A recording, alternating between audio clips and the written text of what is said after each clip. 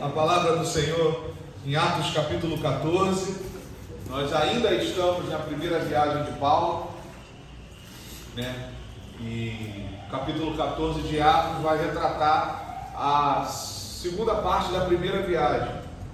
E hoje nós finalizamos, para semana que vem entrarmos na segunda e ver todas as implicações que não apenas Paulo, mas o Evangelho em si, no povo, teve por causa dessas viagens, dessa primeira viagem. Amém? Amém. Abriram em Atos capítulo 14? Amém. Vamos ler juntos a palavra do Senhor Jesus. E aconteceu que em Icônio entraram juntos na sinagoga dos judeus, que era uma direção de Paulo.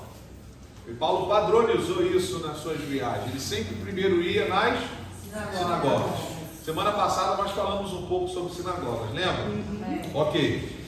Então Paulo entrou na sinagoga dos judeus e começaram a falar, de tal modo que uma grande multidão creu.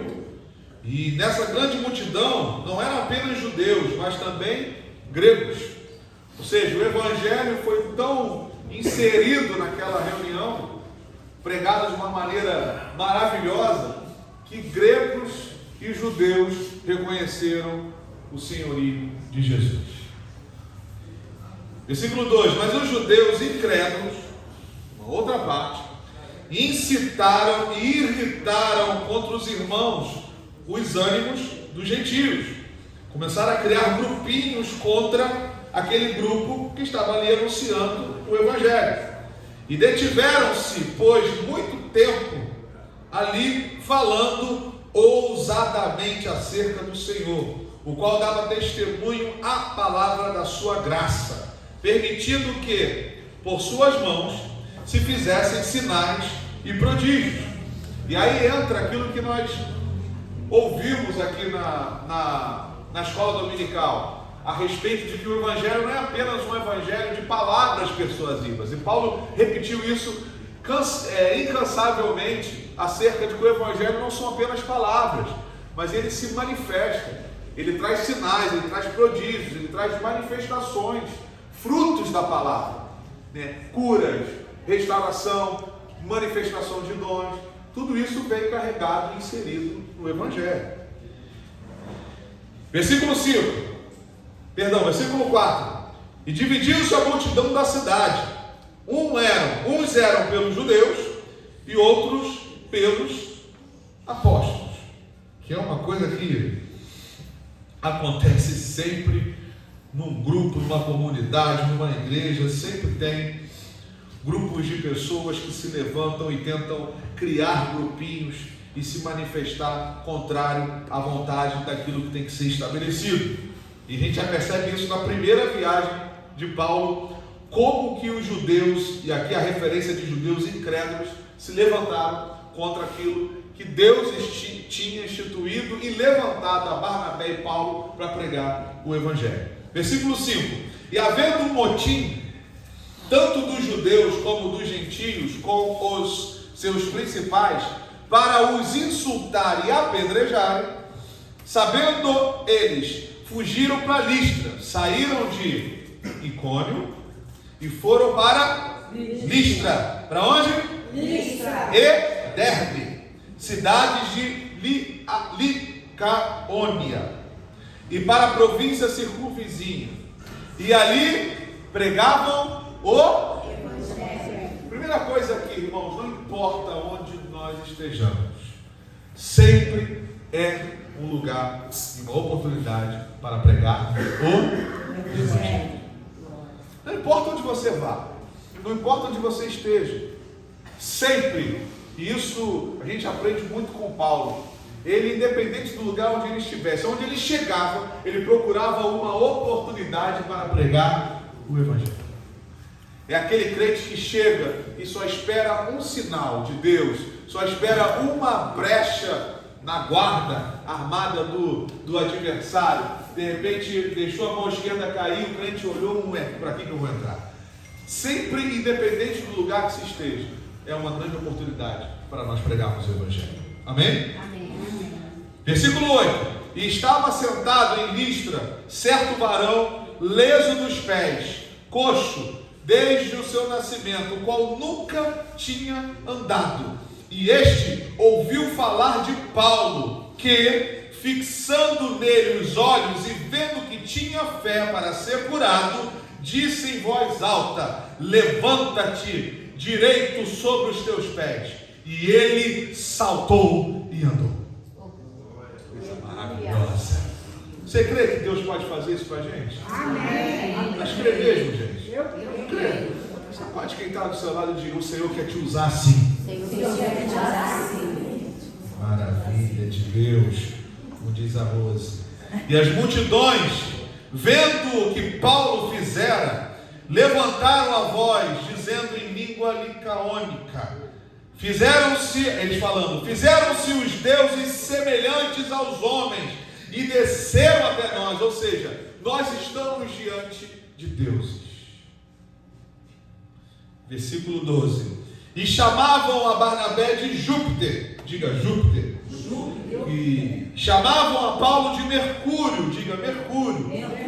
São dois deuses do panteão romano, que algum tempo atrás, quando falávamos sobre as cartas do Apocalipse, lembra? Quem lembra? Aleluia. Isso aqui me lembra de tudo, irmãos. É antiquado, mas me lembra. Eu falei sobre a influência da cultura helenista, lembra? Da cultura grega sobre o Império Romano. Mesmo sendo Roma o império que estava dominando, eles foram muito influenciados. Tanto que há muita semelhança dos deuses romanos aos deuses gregos. Por exemplo, Mercúrio é semelhante ao deus grego Hermes. Eu estou dizendo Deus por causa da designação. Não que existe, não que eu creia, mas é uma cultura grega. E é preciso a gente ter essa referência da cultura grega para entendermos por que esses homens deram esses nomes a Barnabé e Paulo. Júpiter, segundo o panteão romano, é o pai dos deuses. Ou seja, Barnabé tinha sido instituído o líder daquele grupo. Amém ou não amém? Lembram? Atos capítulo 13. E Paulo era aquele que falava. Mercúrio é a semelhança do deus Hermes, da onde vem a palavra hermenêutica. Quantos já ouviram falar dessa palavra hermenêutica? Que significa interpretação. Hermes, segundo a cultura grega, era o deus que levava a mensagem dos deuses. Paulo era aquele que estava levando a mensagem. O próprio texto, o próprio Lucas faz essa referência quando ele diz que Paulo foi comparado a Mercúrio no capítulo 12, porque este era o que falava. Então Paulo se tornou semelhante a Hermes, segundo aqueles homens, porque ele era aquele que interpretava e falava. Paulo era um doutor. Só que o grande problema, embora as características estavam aparentemente corretas, era o fato de que eles estavam sendo semelhantes ou ligados a deuses, pelo fato das maravilhas que estavam acontecendo segundo a vida deles. E segundo esse milagre do homem que não andava, Paulo orou e ele andou. E aí o povo, no versículo 12, começou a dizer: estes são deuses que habitam entre nós. E aí no versículo 13, para piorar ainda essa ideia querendo ser implantada no coração daqueles homens, porque a primeira coisa que acontece na vida de todo homem, toda mulher de Deus, ao ser usado por Deus e a entrar nesse caminho de ser usado por Deus, ser ferramenta de Deus, é tentar lutar, ou melhor, é lutar contra todas as influências ou todas as designações ou todos os sentimentos que tentam entrar no coração daquele que é usado por Deus, de se achar: eu sou o cara. E talvez a gente não use designações de nomes de deuses, mas o sentimento é semelhante. A gente se acha um homem poderoso, uma mulher poderosa, a gente se acha diferente, ou seja, a única Coca-Cola num deserto caloroso. A gente se acha melhor do que alguém, a gente se acha experiente demais, a gente se acha superior demais, e talvez a gente não use a designação de Hércules ou Júpiter, ou de Mercúrio ou Júpiter, mas nos tratamos como se fôssemos deuses. Porque esse é o grande perigo que se manifesta na vida de qualquer um que começa a ser usado por Deus. É de não deixar, ou de ter o grande risco de entrar no seu coração um sentimento que não seja aquilo que faz parte de você. Paulo escreve para uma igreja dizendo: você não pense nada além daquilo que você é. O que Paulo está querendo dizer com isso? Que você só pense sobre você o que você realmente é. E o que nós somos, irmãos? Homens e mulheres, tementes a Deus, porém pecadores. Você aqui sabe quais são os pecados que você luta para vencer? Quem aqui sabe? Todo mundo. Quem não sabe, é aí que mora o perigo. Mas todos nós temos que olhar para a gente e entender que nós somos carne. Amém? Amém. Dá um beliscão aí de leve, igual minha avó fazia com meus tios e meu pai. Dá um beliscão de leve aí, ó. Carne. Você não é Deus. Você não é Hermes. Você não é Mercúrio. Não é Júpiter. Você não é super-homem. Você não é Hulk. Você não é Capitão América. Você não é o Superman. Você não é o The Flash. Você é homem e mulher. Amém? Paulo entendeu muito bem isso. E quando ele percebeu que o sacerdote de Júpiter, versículo 3, acompanha comigo. Sacerdote de Júpiter, cujo templo estava em frente à cidade, por isso a facilidade do reconhecimento desses homens e os nomes dados a eles, trazendo para a entrada da porta touros e grinaldas, queria com a multidão sacrificar-lhes. Ouvindo, porém, isto, Paulo, os apóstolos, Barnabé e Paulo, rasgaram as suas vestes e saltaram para o meio da multidão clamando. Eles rasgaram.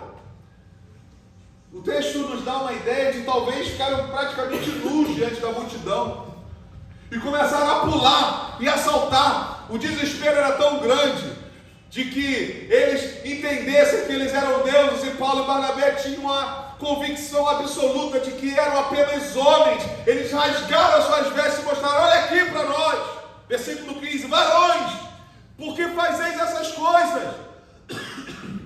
Perdão, nós também somos homens como vós. Aqui, talvez Paulo tinha metido a mão na cabeça: aqui eu estou careca, olha o meu olho aqui, olha a minha estatura pequenininha, eu sou homem igual a você, sou homem igual a vocês, feito da mesma matéria, sujeito às mesmas paixões. Porque eu estou aqui não significa que eu não esteja sujeito às mesmas paixões que vocês. Não importa quem ministra, todos nós somos carne e temos que vigiar para não cairmos. Todos nós somos sujeitos às mesmas paixões.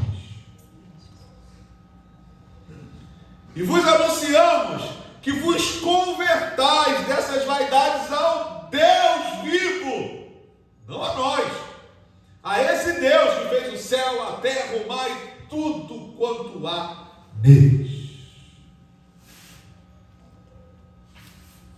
Pula para o versículo 18. Dizendo isto, com dificuldade, impediram que as multidões lhe sacrificassem. Além de serem comparados a Deus, não ser sacrificado. Aleluia, Jesus. Porque é isso que a soberba faz.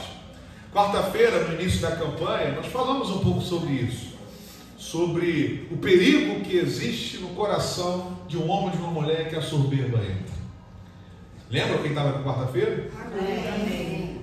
E eu disse que a soberba é um culto de adoração ao diabo, lembra? Porque a tentação do diabo a Jesus foi: eu vou te dar todas as riquezas do mundo se você se prostrar e me adorar. Olha só como há essa semelhança. Eles foram comparados a deuses para que aquilo entrasse no coração deles, e ao mesmo tempo eles estavam sendo oferecidos como sacrifícios. Porque soberba sempre tem como salário a morte. Todo coração soberbo está vivenciando perigos de morte na sua existência. E aí, com muita dificuldade, segundo o versículo 18, eles fugiram. E sobreviveram, porém, uns judeus da Antioquia e de Icônio, que, tendo convencido a multidão, apedrejaram a Paulo. Diga, apedrejaram a Paulo. E o arrastaram para fora da cidade, cuidando que estava morto. Está morto. Mas, rodeando os discípulos, levantou-se e entrou na cidade. E no dia seguinte saiu com Barnabé para Derbe. E tendo anunciado o evangelho naquela cidade e feito muitos discípulos, voltaram para Listra, Icônio e Antioquia, confirmando o ânimo dos discípulos, exortando-os a permanecer na fé, pois que por muitas tribulações nos importa entrar no reino de Deus. E havendo-lhes por comum consentimento eleito anciões em cada igreja, que seriam os presbíteros, em cada igreja, orando com jejuns, os encomendaram ao Senhor em quem haviam crido. Ou seja, nas igrejas que eles foram levantando, deixaram responsáveis para tomar conta. Ok? Versículo 24. Passando depois por Pisídia, dirigiram-se a Panfília, e tendo anunciado a palavra em Perge, desceram a Atália, e dali navegaram para Antioquia, que foi a origem de onde eles tinham saído, de onde tinham sido recomendados a graça de Deus para a obra que já haviam cumprido, ou seja, da onde eles partiram para a primeira viagem. Então eles voltaram.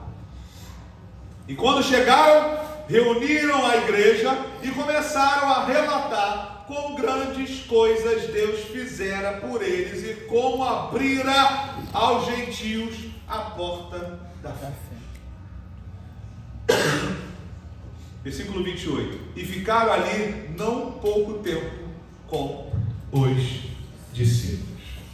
E aqui terminamos a primeira viagem missionária, que alguns dizem que durou entre 12 a 18 meses, essa viagem. Agora, o que isso tem a ver com a gente, ou como isso pode se aplicar a gente?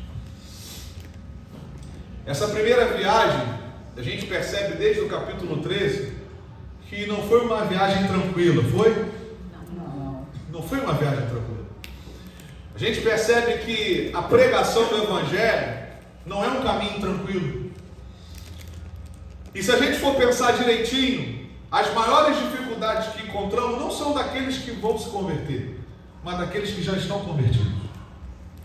Os maiores problemas de Paulo foram com o povo de Deus, os judeus, que deixaram sentimentos invadirem o seu coração, que não entenderam que o Cristo no qual Paulo estava pregando era o Cristo prometido, o Messias, o Christos ou o Mashiach. E as maiores dificuldades que Paulo e Barnabé encontraram no caminho foram dificuldades manifestadas por aqueles que não deveriam apresentar nenhuma dificuldade. A gente percebe que essa primeira viagem, ela nos define algumas questões do Evangelho, ou como deve ser uma vida cristã, ou como uma vida cristã tem que se preparar com as dificuldades que irão encontrar no caminho. A primeira viagem, ela nos mostra que o caminho não é fácil. Sacode teu irmão, a tua irmã, diga: o caminho do crente não é fácil. Amém ou não amém? Amém. Amém. Não é fácil. A gente lidar com um monte de coisas, irmãos. Com homens e mulheres que não têm o seu coração ainda tratado, que se levantam para te perseguir, que levantam para falar mal de você, de lobos que ficam rodando o grupo com mentiras e falsidades de ensinamento. Hoje a gente tem a um clique informação do mundo inteiro. E no mundo inteiro a gente pode selecionar quem a gente quer ouvir. É possível que você tenha vindo para cá ouvindo alguém, ouvindo uma pregação, ouvindo um louvor, ouvindo uma ministração, e a gente a todo tempo está recebendo informações. Informações essas que a gente precisa estar absolutamente ligado, fincado, com base, para saber se tais informações que estão chegando a mim são de Deus ou não. Ontem eu conversava com um pastor lá e estava falando: o que você acha do fulano de tal? Eu falei: misericórdia, não consigo nem ouvir o nome dele, de tanta mentira e tanto espírito de adivinhação. E tu vê lá a igreja lotada. Aí eu falei para ele: sabe por quê? Porque o povo gosta disso. O povo gosta de ouvir: eu sou bom, o que Deus fez para mim é maravilhoso, sempre é, porque você vai ser cabeça, porque você vai ser chefe, porque você vai ser rico, porque o que Deus fez para você é no altar, é microfone, é multidão. Sempre essas palavras o povo gosta de receber, massagem do ego. Por isso que esses homens têm voz. O dia que o povo acordar, acabou. Mas você vê lá, está lotado.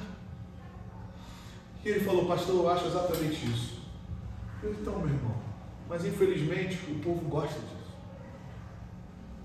Tal povo merece o sacerdote como o sacerdote merece o seu povo. É o que a palavra diz. Se não me engano, em Oséias. O povo merece o sacerdote que tem, e o sacerdote merece o povo que tem, que gosta de ter vaidades exacerbadas, que gosta de privilégios, que o povo de Deus é o melhor povo e quem está lá fora é a escória da sociedade. Não é nem assim, porque todos são filhos de Deus. Só que alguns estão perdidos. E cabe aos irmãos ir atrás do irmão que está perdido. É isso que estava no coração de Paulo. Eu quero destacar aqui 3 coisinhas rápidas e básicas para a gente, porque essas dificuldades fazem parte da minha vida e da tua vida. Todos nós estamos nesse caminho, amém ou não amém? Amém. Quem está no caminho do Evangelho? Dá uma glória a Deus. Está ou não está, meu irmão? Está ou não está, minha irmã? Está nesse caminho? Então olha nos olhos de quem está do seu lado e fala: eu estou nesse caminho, meu irmão. Assim você não convence nem a si mesmo. Olha nos olhos dela e fala: eu estou, igual o senhor Madal, né, família? Eu estou nesse caminho. Está mesmo nesse caminho? Você está nesse caminho? Quem é o caminho? Jesus. Você está mesmo nele? Tem certeza disso? É verdade? Não há nenhuma mentira nessas palavras? Então significa que nada nem ninguém pode tirar desse caminho, sim ou não? Sim! Então nunca mais repita que está desanimado. Aleluia. Nunca mais diga que vai largar tudo. Nunca mais diga que não quer mais vir para a igreja. Nunca mais diga que não quer vir para a escola dominical. Nunca mais diga que não quer vir para os cultos. Nunca mais diga que não quer fazer nada para Jesus, amém? Amém! Porque quem está nesse caminho de coração, e eu vou te provar aqui, não desiste de nada. Aleluia. Aleluia. Como diz o meu pai, silêncio. O ministério é resgatado. Mas eu dei glória a Deus, mas confrontado, que eu conheço. Quem escolhe e decide de coração estar nesse caminho, não desiste de nada. Pode vir quem for te bater, mas tu continua aí. Por isso que Paulo diz, e cada vez mais eu entendo, e vou te confessar que desde dezembro de 2020 eu tenho sido muito mais claro essa expressão paulina que ele diz: eu carrego no meu corpo as marcas do Evangelho. Eu nunca tinha entendido isso como esse sentimento formalizado em palavras que Paulo diz. Eu carrego no meu corpo as marcas do Evangelho. Porque tem horas que a gente sai marcado. Tem horas que é uma situação tão agressiva que você olha para o teu corpo e fala: está doendo no físico. Você luta por alguém, para trazer esse alguém, depois você olha para o teu corpo: caramba, está doendo. As marcas do Evangelho que a gente carrega, e só carrega quem está no caminho. Aleluia. Agora você vai olhar como profeta de Deus, vai olhar para essa pessoa e você vai olhar, olha assim e fala: Deixa eu ver. Fala assim: deixa eu te analisar para ver se tu está no caminho mesmo. E aí você que está sendo analisado vai olhar: eu estou no caminho sim. Fala para ele: está me analisando? Então eu vou te dizer: eu estou no caminho. Amém ou amém? Amém. Primeira coisa que a gente aprende no caminho, que é um caminho de dificuldades e lutas. Não é um caminho de flores, de rosinhas, de você é bonitinha de Jeová. Você é lindinha, a princesinha de Jesus. Você é o príncipe do Pai. Isso é um amor que a gente se trata, mas o caminho é doloroso. Versículo 2, 4 e 5. Grupos se levantam contra Barnabé e Paulo. Versículo 2, judeus incrédulos se levantam, incitam e irritam irmãos contra Paulo e Barnabé. Versículo 4 vai dizer que a multidão se dividiu. Um grupo dizia: esses homens são falsos profetas, pastores de Araque, apóstolos da meninice evangélica, cultural, espiritual. E os outros grupos: não, são homens de Deus. Que isso? São homens de Deus. Homens de Deus, nada. Vocês não sabem enxergar. Vocês são bobalhões. E os outros: que nada. Nós reconhecemos o ministério deles. E outro: eu não reconheço nada deles. Para mim são nada. Imagina Barnabé e Paulo ouvindo isso. Está preparado para no caminho ter pessoas que vão duvidar de você? De pessoas que você vai fazer, vai amar, vai abraçar, e a pessoa: interesseira. Só é meu amigo por causa da carona do carro. Só é meu amigo porque é aquilo que eu posso oferecer. Só é meu amigo ou minha amiga porque eu faço um empadão gostoso. Porque tem umas fatias de picanha que, por sinal, tem muito tempo que o pastor não vê. E que aí é minha amiga, é meu amigo. Mas se eu não fizer mais, deixa de ser meu amigo. O caminho é um caminho de lutas e perseguições. Pessoas que se levantam para incitar, inflamar, e vão tentar te atacar com um único objetivo: te matar. Nós lemos o texto que eles apedrejaram Paulo. E aí vem aquela questão de que eu sou filho de Deus, eu não sou atingido. O diabo não te atinge, mas palavras, se você deixar, pode te atingir. As pedras não são físicas, mas são emocionais, são verbais. Paulo foi apedrejado e arrastaram ele para fora da cidade e perceberam que à vista deles ele estava morto. Tem um teólogo que afirma que Paulo se fingiu de morto. É possível. O cara está lá sendo apedrejado.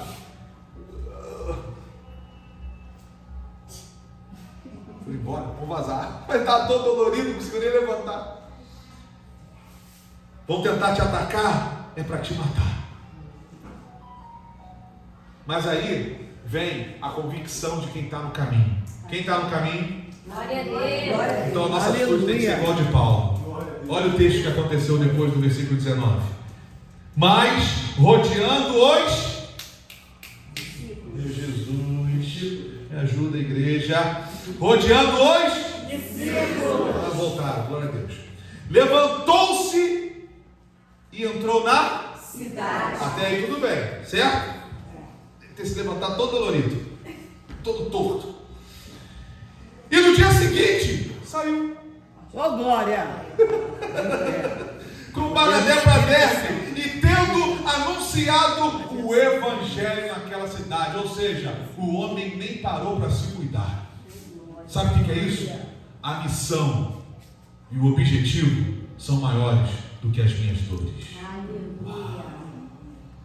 Quem está no caminho, importa é cumprir o seu chamado. Qual é o teu chamado? É pregar o evangelho? Então vá pregar o evangelho.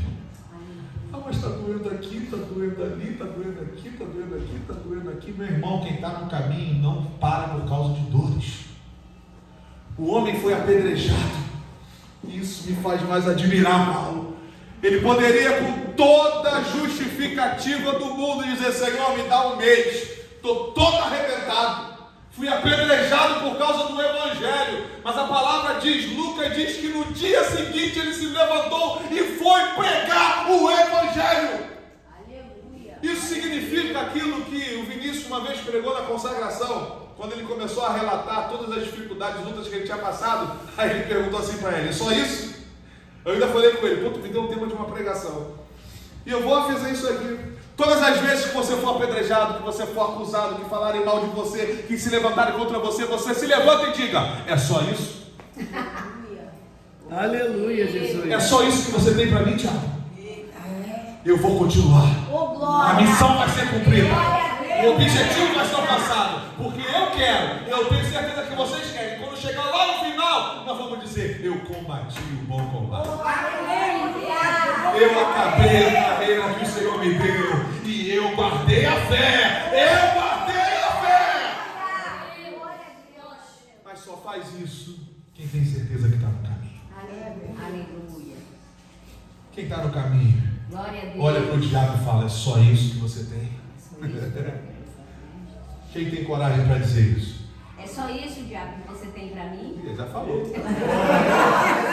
Alguém mais tem coragem de dizer isso? Vai dizer igual aquele irmão que me falou na adolescência, não. Não. Vem cá, vocês são novinhos, vem cá. Tá lá. Eu não tenho medo do diabo não, mas eu tenho um respeito para ele. Senhor diabo, vamos lutar. Não. Quem tem coragem para dizer? Quem tem coragem para dizer? Amém. Então levante as suas mãos e diga: é só isso que você tem para mim. Pensa em todas as lutas e dificuldades que você está passando, todos os problemas, todos os obstáculos, todas as dores, os momentos de lágrimas, as noites perdidas, e levanta a tua voz como um bom guerreiro do Senhor e diga: é só isso, diabo. E diz para ele: eu vou continuar no nome de Jesus. Você me aplauda ele no nome de Jesus. Eu continuo. Eu não paro.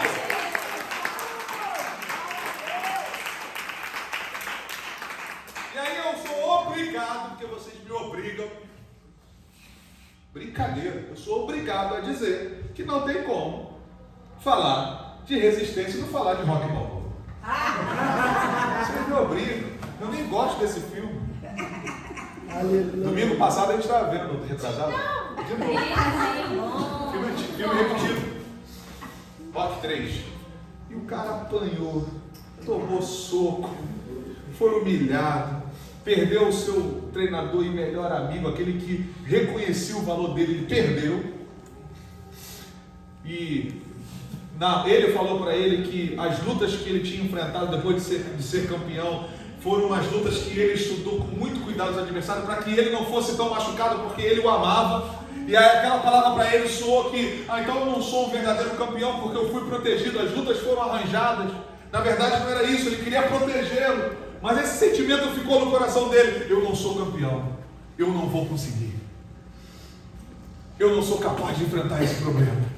E os mesmos sentimentos que tentam invadir o nosso coração: eu não vou conseguir, eu não sou capaz. Aí veio o adversário do primeiro filme dele e do segundo, que resolve treiná-lo. e coloca no coração dele e traz ele de volta e faz com que os olhos dele do Rock voltassem aqueles olhos da primeira e da segunda luta. Ele usa a expressão olho de tigre. Uau! Minha memória está boa. Que é o seguinte: volte a ser aquele que você era antes. Aleluia. Como você era nas guerras que você venceu. Alguém que já venceu alguma guerra na vida? Pelo amor de Deus. Glória a Deus. Como que você era? No começo, aquele olho de lutador, de guerreiro, amando Jesus. Jesus curou, te salvou, te libertou, e você, como entrou no Evangelho e foi enfrentando o diabo, os demônios, dando tapa na cara dele no nome de Jesus e invadindo. Lembra como você era? Quem lembra? Amém. Eu lembro. Amém. Glória a Deus. E você ia e ninguém te parava. Ninguém nos parava. Mas o tempo passou. A gente foi se acomodando com o cinturão de campeão. A gente foi se acomodando com as experiências conquistadas do caminho. E a gente foi amolecendo. O que acontece com todo lutador, vai amolecendo, vai se tornando mecânico. Faz dos momentos que tem que treinar, momentos que você administra os treinos, porque você é o cara, já sabe. E todos nós somos tentados a nos comportarmos assim. Os nossos comportamentos de anos de evangelho vão nos sugerindo experiências e capacidades que Jesus nunca disse, que o próprio Paulo nunca disse. Ele diz: aquele que está de pé, cuide-se para que não caia. Isso numa linguagem de luta: aquele que está em pé lutando, fecha a guarda, porque você pode vir à lona. Nós estamos numa guerra, nós estamos em batalha. O caminho é um caminho de lutas e batalhas. Nós precisamos lutar para não cair. E o que Paulo nos ensina nessa primeira viagem, nos dá essa sugestão através de Lucas, é que nós precisamos resgatar os olhos de tigre, segundo o filme, ou seja, entender que pode bater até quanto quiser, mas se o caminho e o objetivo está muito bem traçado para mim, eu não vou parar. Aleluia. Glória a Por isso Deus. faço minhas palavras no início. É só isso? E ainda deu um debochezinho, né? Ei, diabo, é só isso? Tem mais não? Acabou? Acabou? Os ataques? É só isso que você tem? Eu chorei, estou com dor, mas eu vou te dizer, é só isso, porque eu não vou parar. Aleluia. Sacode teu querido e fala assim: você não pode parar. Sacode ele, tira ele do lugar, fala: você não pode parar. É uma vida cristã, uma vida de resistência, como eu disse. É uma vida de que temos que resistir. E por último, também é uma vida de esperança. É o que Paulo fala no versículo 22, que ele confirmava o ânimo dos discípulos. Ele alimentava o ânimo dos discípulos. Calma, não desanime. Vamos em frente. Amém? Amém. Quem aqui quer ser profeta nessa manhã?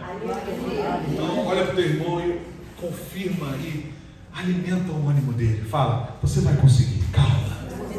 Falta um pouquinho. Resiste mais um pouquinho. Espera mais um pouquinho, você vai conseguir. Fala assim: eu estou aqui para te ajudar. Pode contar comigo. Eu estendo a mão para você e você vai conseguir no nome de Jesus.